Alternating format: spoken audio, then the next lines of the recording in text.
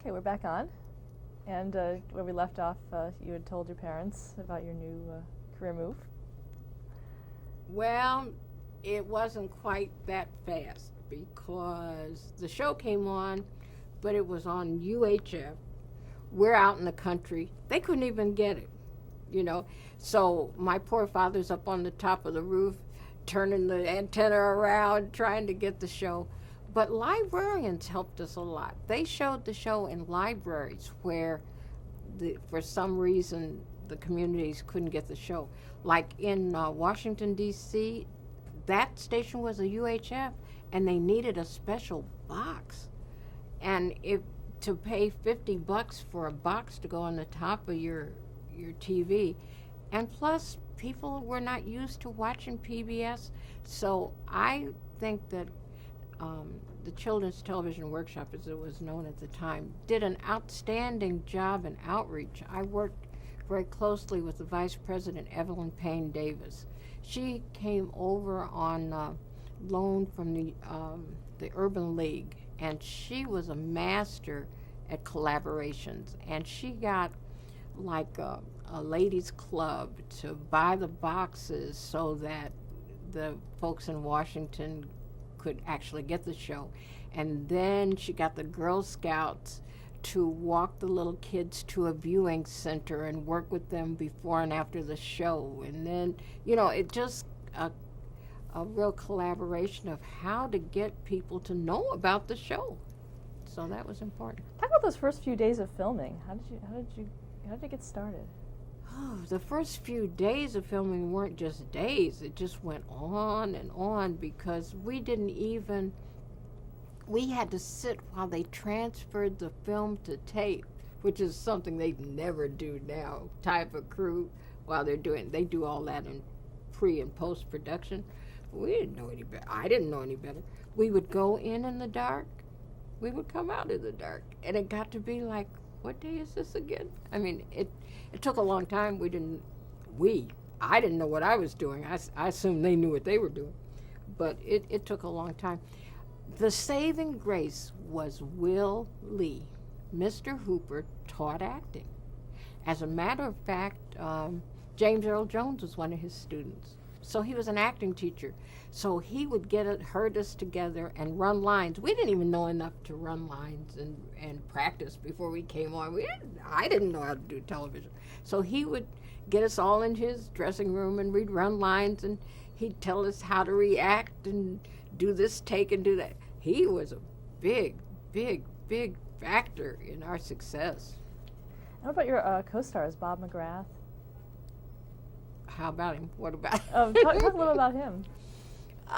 Bob and I are very similar backgrounds. He's from Illinois off the farm, and I'm from Michigan. And he even graduated from University of Michigan. So we're like the Midwesterners. As a matter of fact, early in the 60s when we traveled, we used to laugh. We used to go to the airport first and go through security and watch the rest of them try to come through. Because you have Kermit Love with shoulder-length white hair carrying the bird in a carrying case. Lots of drama. What's in that? And who is it? Then we had the crew coming through. They could never even get through with all their tools and stuff that they have to carry. They'd have to ship them below now. But it was very funny because we were the straightest looking ones because you had all these afros and everything. And then there was a lot of interest. Why are these people together? We looked like an over-the-hill rock group or something. Why are these people together? But his background is very similar to mine. And Matt Robinson? Well, Matthew never wanted to be an actor. He was a writer and a producer, and was a writer and producer in Philly. So he would be upstairs writing. To come down and do Gordon was almost like an interruption. And he kept saying to them, we got right up to the taping, and they kept looking for a Matt Robinson type. We got right up to ready to tape, and they said, you got to do it. We can't find anybody. He stayed Gordon for 3 years while they tried to find somebody else, and he kept saying, I don't want to be an actor. The funny story is Holly Robinson Peete. his daughter Holly. She was like 3 or 4, and she made her debut on Sesame Street. Now, the word goes out to every parent. It's Saturday. Think Saturday. Wardrobe sends out, think Saturday. Think neighborhood, you know. She comes in a ball gown with her hair up, bigger than mine, and little patent leather shoes. I mean, this long dress. Okay, so she's supposed to come out of the house, walk down the stairs. Matt's reading the paper, and I'm reading a book. She's supposed to walk between us and say, "Hello, Gordon. Hello, Susan." She comes out of the house, like Loretta Young. Da-da-dum-da. She comes down the stairs. She says, "Hello, Susan. Hello, Daddy." Cut! Back to the kids' room. She never showed up again. She tells this story all the time about her auspicious beginning in show business. Hello, Daddy. Cut, you know. Talk about the character of Susan. Describe her when you first started on the show. The thing well, there's so many things I love about this show, and the thing that I think makes it so sane, the writers had us do a Bible. That means you do where that character was before the camera rolled that first day. Who are they? Where they're from? And the people casting hired who they wanted. We didn't become Bob. Well, that's his real name, actually. I didn't become Susan. They hired Susan. So they just changed my name. So they told us to really do our own biography that the writers could glean information from. So Susan, grew up on a farm, came from the Midwest, had a brother and a sister, wanted to be a teacher. You know, there was so much commonality because that's who they hired. So it was easy for us, and it was very sane for the writers. They call that a Bible, so each of us had homework. We had to give this whole history to the writers. Where were you like 20 years before the camera rolled on you know? There were some key decisions that were made. You have to put things in the time also.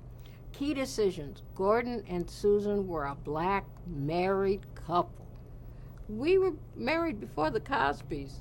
There weren't black couples on TV. There were single black women raising black children. There were single white men raising black children. All kinds of crazy stuff. But we, Gordon and Susan, were always a married couple. Now, we also owned the house, but that got kind of lost in translation. So we were also landlords, you know. So there were a lot of things that were cutting edge about this show.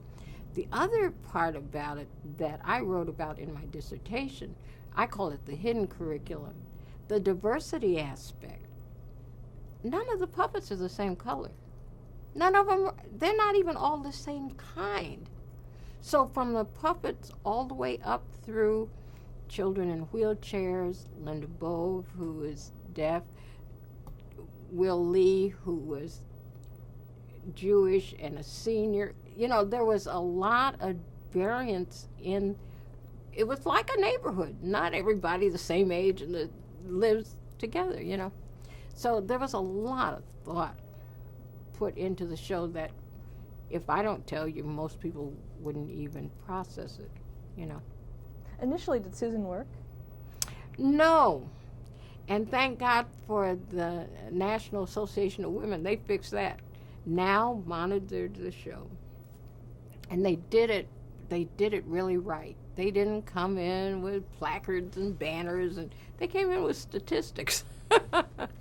Susan serves milk and cookies 10 times. She never initiates an idea. I was marginalized as a woman, not as a black woman, just as a woman.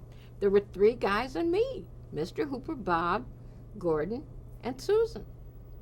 And I was always in the window. I was doing like Molly Goldberg without the accent. I don't know. I was always in the window, looking out the window. I wasn't even allowed out of the house. I don't know. But they said, you know, the show has such a potential for role modeling. Could we give Susan a more expanded role? They did for me what I couldn't do for myself. As an actor, I would have just gotten fired. You covered. I want more lines. Yeah, right. Next. I'd be back in the corner waiting for the guitar players to stop playing. But they came and they had a meeting. And it was very interesting because the show didn't reflect this company. Our boss was a woman, Joan Gans Cooney. The lawyer was a woman. Evelyn Payne Davis was a vice president, woman, you know. But the show didn't reflect that. So they sat down, and Susan did not ask permission to go to work. She sat down and she had a conversation with her husband about having this degree in nursing, and she felt like she was wasting her degree and she needed to go back to work. I did not have to ask permission. So that's what happened. So I became a public health nurse. So that was good. Talk about the casting of Roscoe Orman, who became Gordon. I'm not the one to tell. I just looked up one day and they said, there's this bald guy, go read lines with him and see what your chemistry is like when he was auditioning. What happened was, as I said, poor Matt every day was saying, get somebody else, I'm a writer. And then there was another Gordon for a couple years, and then they started looking for someone else. And they had totally auditioned him with everybody, the puppets and everybody, before they called me in to say, read lines with him. So I didn't have anything to do with it. I just showed up and I be the Susan, you be the Gordon. I didn't. I don't know. The children are funny. They say to me, did you give Gordon his haircut? I said, no, honey, he did that all on his own. They said, okay. Then the next thing they want to know is, what's our last name? So some little kid said, you're Gordon Susan, and you're Susan Gordon. They gave us each other's last name. Names were funny. We didn't have, like Mr. Hooper didn't have a first name till they wrote a script where he graduated with his GED. He had to have a name. So he became Harold Hooper, and they gave him his diploma. And we became the Robinsons when we adopted the baby. We had to have names. So in memory of Matt Robinson, we took his last name. So that's how we finally got names. We didn't have names. Talk a little bit about that storyline, the adoption storyline. Carol Spinney is the one you should really ask about it, because it was his idea that Gordon and Susan should adopt a baby. Roscoe and his real life wife were having a child, and so Carol said, well, why don't they write in an adoption and you can use your baby? So the first Miles is actually Roscoe's son. And it was very funny because I was so glad that the baby couldn't talk, because one day they called me Mommy, and he went like this. I said, I'm glad he's not talking, because that would be a cut. He looked at me like, he went, that ain't Mommy. That's some other lady. But it was, and another thing he did one day, we were in the fake park with the fake AstroTurf, with the fake puppets, and the fake dog, and he's sitting there pretty good. So, with really little children, you don't know what's going on in their brain. So he was sitting there pretty quiet, and he liked the prop guy. So he always played with the property guy, and for some reason, the prop guy saw a wrinkle in this fake AstroTurf. So he came out, and he's crawling on the floor to stay out of the shot, and he yanks the AstroTurf to get the wrinkle out. So the baby thinks it's a good game, so he jumps right down off the bench and climbs under the AstroTurf and pulls it up like a blanket. Cut. And he used to always try to reach for the puppets and take their noses off. So a lot of the early shots, you see the puppets doing like this, trying to keep the babies like, trying to get their notes. It was really funny having tried to tape with a real little kid. We're like, how do you think about getting a puppet child? Because real little children, you have to wait for them to wake up, and then you have to hope they're in a good mood. And we sat around one day waiting for him to go to sleep. They needed a shot of him sleeping in the crib. Everybody's, he's bouncing around, too much sugar. So it was fun working with a real baby, though. What were some of the other major storylines for your character? I think it was for the whole characters. I think we did a wonderful job dealing with Mr. Hooper's death. People still come up to me on the street telling me what it meant to them to be able to talk to their children about death and grandma and grandpa. You know, we didn't use any of that. They've gone away. None of the euphemisms. We said Mr. Hooper died. That was the research, to tell the little kids. But another thing the workshop did that was so thoughtful, we aired the show on Thanksgiving when there would be a lot of grown-up support in the home. And they kept promoting it. Don't let this child look at this show by themselves. You know, make sure there's an adult in the room to answer questions. And we were wrecked. I mean, we went through it once. Lisa Simon was directing. She came out with tears streaming down her face. There were a few things wrong. Do you want to do anything over? We're all went, no, and ran to our dressing rooms, you know. But we were brave, and we did a good job. That was an important show to me. Talk a little bit about the first time you saw a Muppet. I don't see. You don't think of them as Muppets. If you're going to stand around talking to a rag, you better think of him as Oscar. You know, you got to embody him with a real personality, or else your brain just trips on out on you. So they were just people that were on the street, too, that happened to live in a trash can. I mean, you couldn't just say that this is a puppet or a Muppet, or else you couldn't have the kind of exchange with them that you need to have. Did you feel that way right from the beginning? Yeah. Yeah. I did that for myself so that I could keep a job. Because otherwise, think about it. It seems too strange. I mean, it was strange enough trying to explain to my mother that I'm talking to this 8-foot yellow bird. But he had to really be a person to me. Or else how could I care about him or want to help him or anything? Let's talk about some of those characters. Big Bird, starting with Big Bird. It's interesting because little kids would say to me, "You're Big Bird's mother, right?" I'd say, "Do I look like Big Bird to you?" You know, I get concerned. Do we look alike to you? And they'd say, "Well, you say, eat your bird seed and go to sleep, and it's going."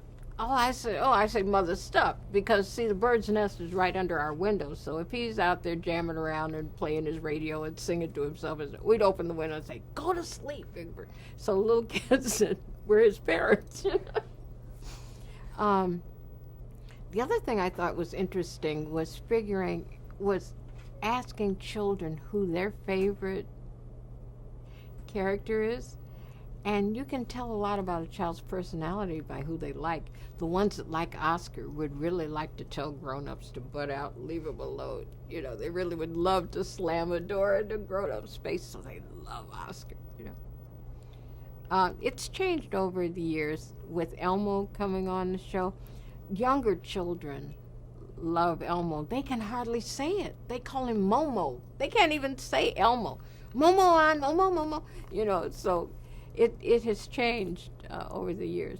Why do you think he's such a popular character? I think it has something to do with the physicality, that he can actually sit in your lap because of the kind of Muppet he is, with the feet and everything. I think the children identify with him more like a child because he can sit on the railing and swing his feet. And Kevin is a genius, because that character existed before Kev started doing it.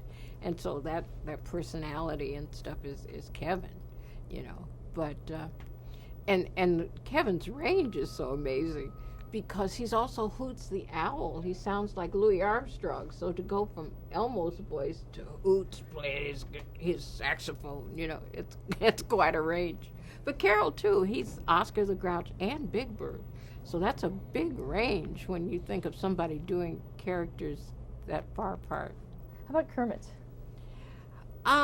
We never really worked that much with him because the taping schedule, they were always so busy, Jim and company, that they had like 2-week strips that they would come in and do everything. So I was never really on the set with Kermit the Frog. Now, you asked me about the first time I saw Jim Henson. Now, you asked me about Muppets. That's not what impacted me. The first time I saw Jim Henson, it was like seeing Robin Hood and his merry men. Now, this was 1969.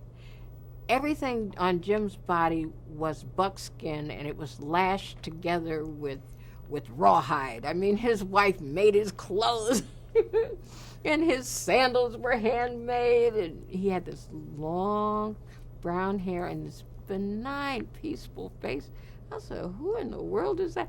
And then he had these crazy puppeteers with him. It's like Robin Hood and his merry men just came out of Sherwood Forest. I'd never seen any guys like that before in my life. So I was more impacted by actually Jim's personality than any of the dollies they put on their hands. What about his Ernie? Ernie and Bert. Ernie and Bert are very funny to me. I always loved them, but I was never really in that many scenes with them. But people love them, Which puppets did you share the most scenes with? Big Bird and Oscar. They were always on the street. See, those you got to understand. Those puppets were roll-ins, really, in some limbo type setting, because even their house and everything they were supposed to be living in our basement, but of course it's a set. So the puppets that came on the street were the ones that we always dealt with. So that was Big Bird and Oscar and Elmo and Zoe and Prairie Dawn and the puppets that came on the street with us. Now, while you were working on Sesame Street, you decided to pursue your doctorate. No, I wish it was that well thought out. You make my life sound like I thought about it. I decided to pursue. No, I didn't decide to pursue. Here's what happened. I'm going to tell you what happened. They decided to pursue me because doctorate in education, I didn't want to be a teacher. So that didn't really track for me. Friends, again. Friends will get you into a lot of stuff. Some of it good, some of it... Anyway, I had a friend who was in graduate school at University of Massachusetts. At that time, they had a very avant-garde curriculum called urban education. They had an urban education center where they had finally, at an academic place, decided that to teach urban children, teachers needed to be trained differently. Hello. So they said, look, Sesame Street is an urban show. Could you come up, show a few film clips, and just talk about the show? Because we're going to have, this guy was his name's Dwight Allen. This guy was so amazing. He was going to give one grad credit, or undergrad credit, one credit if you went to everything from Monday to Friday and wrote a reflection paper. You could get a course credit for it. Well, the kids were in there, boy. All they had to do was come to these lectures, write a reflection paper on what they had seen. Well, nobody expected for people to be as interested in Sesame Street as they were. Now, we came on in 1969, so this had to be 70, because I graduated in 1973. So this was 1970. Okay. So, yeah, my friend says, well, I'll drive you and come on, and, there are not many black people up here, and you got to represent, come on up here, what friends will do to you. So I said, yeah, okay. So they gave me some film clips, and sent me to Amherst. Not knowing that there was so much interest, the auditorium filled up, and then they had to do a whole lot of overflow rooms and broadcast at closed circuit, and there was this big to-do. Okay, so here I am. It's still 69. I'm still in big hair, short skirts, no show tunes, film clips. Okay. So I'm talking along, and with my naivete, I tell the truth that I'm very happy to hear that there's finally a university that is addressing that teachers teaching in the inner city need to be trained differently than the traditional way. And I said, and somebody from the audience said, well, do you think that you were trained properly? And I said, no, I wasn't. And I said, and most colleges of education don't do a good job at all. All of a sudden, you know how little kids will go, ooh, like that? I used to hear that a lot when I was teaching 7th grade, and the principal would stand out in the hall watching me, and I didn't see her, but the kids did. So this whole auditorium goes, ooh. So now I do like this, and this guy is coming out of the wings. I don't know him from Adam. Dwight Allen, the head of the Urban Ed Center. And he comes walking up. I said, oh, great, he's going to take my mic. And so I just stood there like this. And he said, so you don't think most schools do a good job teaching people to be urban ed teachers? And now, look, I'm not invested. They ain't paying me, no way. I said, no, I don't, as a matter of fact. And he said, well, I'm going to throw down the gauntlet. Why don't you come up here and help us if you think you can do a better job? And see, I was dumb enough to say, okay. So that's why I'm saying, life happens to me. I don't happen to it. In my naivete, and you're young, and I said, yeah, okay. And he hired me to teach classes and do an independent study. I got course credit for doing what I do. And he ran a whole center with competency-based people. He went out and found people to teach that were already doing what he felt needed to be taught. So I taught using technology as a way of reaching inner city children. And I used Sesame Street as a model. And that's what I wrote my dissertation on. But plan to go to graduate school? Are you kidding me? And leave Thursday night from the studio and ride on the bus to Amherst. I tried driving once and wanted to mail my car home, so I figured that's not a good idea, because you get up there and then how you get back home. So I took graduate classes all day Fridays, which tended to be my day off.